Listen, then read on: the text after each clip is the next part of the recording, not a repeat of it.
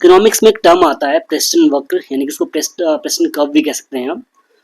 ये बेसिकली एक graphical representative है जो किसी देश की प्रति व्यक्ति आय या पर कैपिटल इनकम और जीवन प्रत्याशा यानी कि लाइफ एक्सपेक्टेंसी के बीच के संबंध को दर्शाता है। इसे सबसे पहले अर्थशास्त्री सैमुअल एच प्रेस्टन ने 1975 में इसको इंट्रोड्यूस किया था। इस कर्व के अनुसार जैसे जैसे किसी देश की प्रति व्यक्ति आय बढ़ती है वैसे वैसे वहां के लोगों की जीवन प्रत्याशा भी बढ़ती है, लेकिन यह संबंध एक निश्चित बिंदु तक ही सीमित रहता है। एक खास आय स्तर के बाद यानी कि एक खास इनकम के बाद में जीवन प्रत्याशा में वृद्धि धीमी हो जाती है, क्योंकि स्वास्थ्य, शिक्षा और जीवन स्तर में सुधार की सीमा आ जाती है।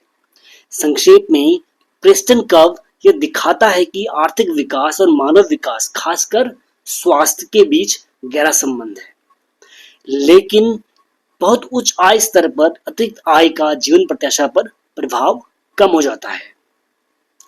और प्रेस्टन कर्व इसी सिद्धांत को समझाने में हमारी मदद भी करता है। इसका मतलब ये भी है कि आर्थिक रूप से आप कितने भी समृद्ध क्यों ना हो जाएं, जीवन प्रत्याशा यानी कि लाइफ एक्सपेक्टेंसी को बढ़ाने की एक प्राकृतिक सीमा होती है। शुरुआत में जब आय कम होती है तो उसमें बढ़ोतरी से स्वास्थ्य सुविधाएं, बेहतर भोजन और शिक्षा तक पहुंच बढ़ती है, जिससे जीवन प्रत्याशा तेजी से सुधरती भी है।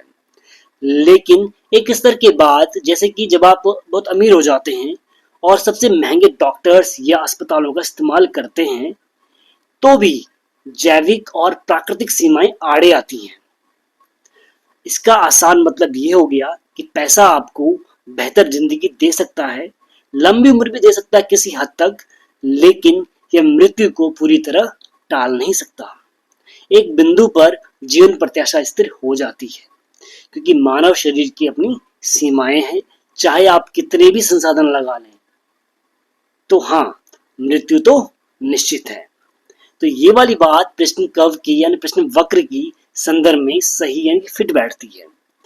तो इसके साथ में देखो, ये जो इकोनॉमिक्स की जो टर्म है ना, इसको फिलॉसफी से, ज्योग्राफी से, हिस्ट्री से, पॉलिटी से, साइंस से, सभी सब्जेक्ट से आप रिलेट कर सकते हैं।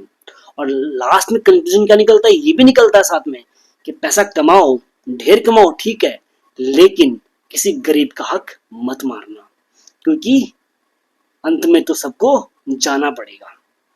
धन्यवाद।